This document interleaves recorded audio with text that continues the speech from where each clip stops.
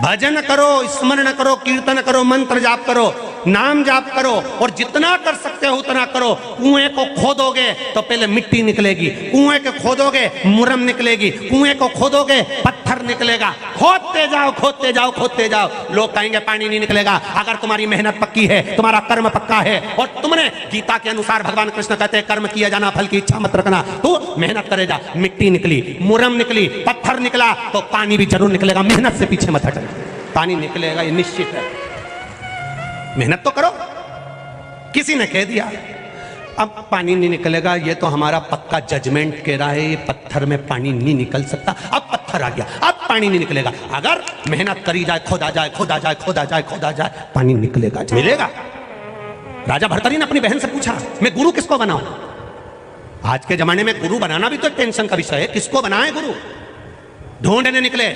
राजा परीक्षित को मालूम था 7 दिन बाद प्राण छूटने वाले हैं। 350 ऋषि मिले राजा परीक्षित को। कोई के मैं यज्ञ कराऊंगा, कोई के मैं अनुष्ठान कराऊंगा, कोई के मैं ये कराऊंगा। राजन हमारे पास बैठो, 7 दिन बचे हैं तुम्हारे पास। राजा एक के पास नहीं रुका। आखिरी में 350 ऋषि जब पूरे हो गए, तब 351वें नंबर का ऋषि मिले थे श्री सुखदेव जी महाराज, जिन्होंने ये नहीं कहा कि मैं अनुष्ठान कराऊंगा कि ये कराऊंगा। उन्होंने कहा सुन राजन, ये बड़ का पेड़ है, गंगा का तट है, बट वृक्ष की छांव में बैठ जा, मैं तुझे श्रीमद् भागवत कथा सुनाऊंगा। तू अगर दिल से सुन लेगा तो मैं ये नहीं कहता कि तू मरेगा नहीं, मरेगा तो सही पक्का है, पर तुझे मरने का भान नहीं होगा। हम इंजेक्शन अपने बच्चे को उसी हॉस्पिटल में लगवाते हैं और पूछ के लगवाते हैं। क्यों?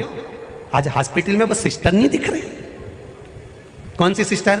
वो विनीता जी थी ना, जो इंजेक्शन लगाती थी। तुम्हें मालूम है विनीता जी तुम्हें पहचानती है, तुम्हारे को जानती है, इसलिए इंजेक्शन वो अपने हाथ से जब लगाती है तो धीरे धीरे लगा देती है, दर्द नहीं होता। इसीलिए भगवान की कथा सुनने के बाद अगर किसी के प्राण भी छूटते हैं तो जाने का दर्द नहीं होता, उसको पाने की उमंगता होती है, उसको पाने की उमंगता होती है। 14 कदम लतकोर से, जो लत में डूबा होता है, चाहे मदिरा की हो, नशे की हो, तंबाकू की हो, वैश्यावृत्ति की हो, जुआ की हो, 4 कदम चोर से, 14 कदम लतखोर से, और 74 कदम चुगलखोर से दूरी बनाकर चलोगे तो जिंदगी सार्थक हो जाएगी। 4 कदम की दूरी तुम्हारे चोर से होना चाहिए, 14 कदम की दूरी लतखोर से होना चाहिए। किसी पीने वाले के पास मत बैठना, जुए खेलने वाले के पास मत बैठना, जो निरंतर गलत व्यसन में डूबा हो इसके पास में मत बैठना। 4 कदम की दूरी चोर से बनाकर रखो। किसी चोर के साथ रहोगे तो एक दिन चोर तो घूमता मिलेगा और तुम थाने में बंद मिलोगे, क्योंकि वो चोरी कर निकल जाएगा। 4 कदम की दूरी चोर से बनाकर रखिए, 14 कदम की दूरी लतखोर से, नशे वाले से दूरी बनाकर चलिए, और 74 कदम की दूरी चुगलखोर से बनाकर चलिए, जो तुमको चुगली करता रहे, दिन भर भड़काता रहे। नशे वाले से दूर रहो, 14 कदम की दूरी बनाकर रखो। आप नहीं पीते, आप नहीं गलत काम करते, आप कभी व्यसन नहीं करते, पर उसके साथ बैठोगे तो लोग कह देंगे ये भी पीता होगा, ये भी गलत काम करता होगा, उसी के साथ तो रहता है। पढ़ना छोड़ा है, जुआ नहीं छोड़ा, व्यसन नहीं छोड़ा, तंबाकू नहीं छोड़ा, पैसे के अभाव में केवल तुमने पढ़ना छोड़ा। पैसे के अभाव में कभी ये नहीं कहा कि मेरे पास पैसा नहीं था तो मैंने तंबाकू छोड़ दिया, पैसा नहीं था तो मैंने जुआ छोड़ दिया, पैसा नहीं था तो वेश्यावृत्ति छोड़ दी, पैसा नहीं था तो मैंने मदिरा छोड़ दी, पैसा नहीं था तो मैंने गलत काम छोड़ दिया। एक बार अखबार में पढ़ने को नहीं मिला कि पैसा के अभाव में मैंने ये गलत काम छोड़ दिया, पैसा के अभाव में मैंने पढ़ना छोड़ दिया। हमारे पास गाड़ी नहीं थी इसलिए मैं बड़नागर रोड कथा सुनने नहीं गई, और शादी थी इंदौर रोड पे तेरी मौसी की छोरी की, ऐसी डेंटिंग पेंटिंग करके वहां चली वो रिश्तेदार। तो भोलेनाथ जी ने भी कह दिया आवा मेरे द्वार, अब तू। वो तेरे रिश्तेदार इंदौर रोड पे गार्डन में जा रही, ऐसी जूड़ा मूड़ा बांध के, 2-3 ऐसी लीड थी, लीड बोलते प्लास्टिक के 4-5 डंडे थे, ऐसे खुसे हुए थे। भगवान शंकर की कथा कर, सबको दिखावा प्रिय लगता होगा, पर मेरे महादेव को कोई दिखावा प्रिय, मेरे शंभू को कोई दिखावा नहीं चाहिए। मेरे शंकर भगवान पर 1 लोटा जल चढ़ाना पर छल से मत चढ़ाना।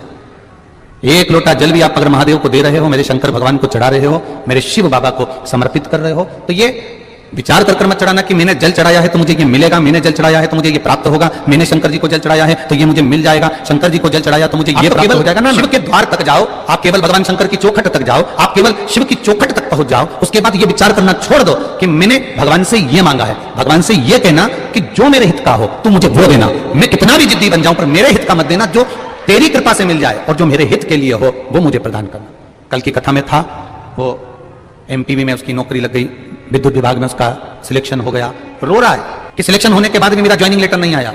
आपने कुछ मांगा और आपका काम नहीं हुआ, अटक गया, तो तुम्हें दुख होता है, कष्ट होता है। अब मैं मंदिर नहीं जाऊंगी, अब मैं भगवान के दरवाजे पर नहीं जाऊंगी, अब मुझे मंदिर से कोई मतलब नहीं, क्योंकि भगवान ने मेरी नहीं सुनी, भगवान मेरी सुन नहीं रहा, अब मैं मंदिर नहीं कहूं, एक पशुपति व्रत तुमने किया, एक बार पशुपति का व्रत करा, एक बार शंकर जी की चौखट पर गए, 2-4 महीने शंकर जी को जल चढ़ा दिया, 2-4 महीने तुमने शिव जी के मंदिर में झाड़ू लगा दी, पोछा लगा दिया, और तुम सोच रही हो कि भगवान शंकर मेरा 2-3 महीने में सुन ले, बस इतनी कृपा हो जाए। एक बात आप सबसे पूछना चाहूंगा, जितने लोग यहां बैठे हैं और जितने आस्था चैनल पर कथा सुन रहे हैं, जितने फेसबुक यूट्यूब पर कथा सुन रहे हैं, आपके घर में 2 तरह के सेवक हैं, 2 तरह के नौकर हैं, आपके घर में 2 तरह के ड्राइवर हैं, गुरु के 2 तरह के शिष्य हैं, घर में 2 तरह के लोग हैं। अब जरा अच्छे से जवाब देना आप लोग, एक वो नौकर, एक वो सेवक, एक वो शिष्य, एक वो व्यक्ति जो अभी 2 महीने 3 महीने से नौकरी कर रहा है, झाड़ू लगा रहा है, पोछा लगा रहा है और लाइट माइट सही कर रहा है या काम कर रहा है 2-3 महीने से, 4 महीने से, 5 महीने से, और एक भक्त, एक शिष्य, एक सेवक, एक नौकर, वो जिसको सेवा करते करते करते करते 6 साल बीत गए, 5 साल बीत गए, 4 साल बीत गए। अब ईमानदारी से बोलना, ये 4 महीने नौकरी करने आया और इसको पैसे की जरूरत पड़ी कि सेठ जी मुझे 50,000 रुपए दे दो, और एक वो नौकर, वो सेवक, वो शिष्य, वो व्यक्ति जो कि 10 साल से, 8 साल से, 4 साल से सेवा कर रहा था, उसको 50,000 की जरूरत पड़ी, तो तुम ये 4 महीने के पहचान वाले को 50,000 दोगे कि वो पुराना जो 8 साल हो गया उसको, किसको दोगे? जो पुराना हो गया, क्योंकि तुमने उसको परख लिया, तुमने उसका व्यवहार देख लिया, तुमने उसका नेचर देख लिया, तुमने उसको परख लिया कि इसके भरोसे में कुछ भी छोड़कर चले जाता हूं, ये संभाल लेता, मैंने इसको कुछ भी दे दिया, इसने संभाल लिया, मैंने कुछ भी करा, इसने संभाल लिया। तुम उसको देख रहे हो, तुम उसको देख चुके हो, 8 साल, 10 साल, 4 साल, 6 साल आपने उसको परखा है, और उसको परखने के बाद अब आप उसको 50,000 रुपए देने को तैयार हो गए। एक 4 महीने का, 6 महीने का, 3 महीने का, 8 महीने का, 15 महीने का, बस इसको तुमने देखा और इसको 50,000 रुपए तुमने नहीं दिए, क्योंकि तुम्हें मालूम है ये तो अभी आया है, अभी तो काम करना चालू करा, अभी ऐसे में इसको 50,000 कैसे दे सकता हूं। उसी तरह जैसे पुरानी सेवा करने वाले को, ड्राइवर को, नौकर को, चाकर को, सेवक को, शिष्य को, भक्त को आप तुरंत निकाल कर दे देते हो और नए को थोड़ा सोच समझ कर देते हो, उसी तरह शिव की जो भक्ति है, तुम जितनी करते चले जाओगे, करते चले जाओगे, करते चले जाओगे, उतना वो देते चले जाएगा, उतना वो प्रदान करते चले जाएगा।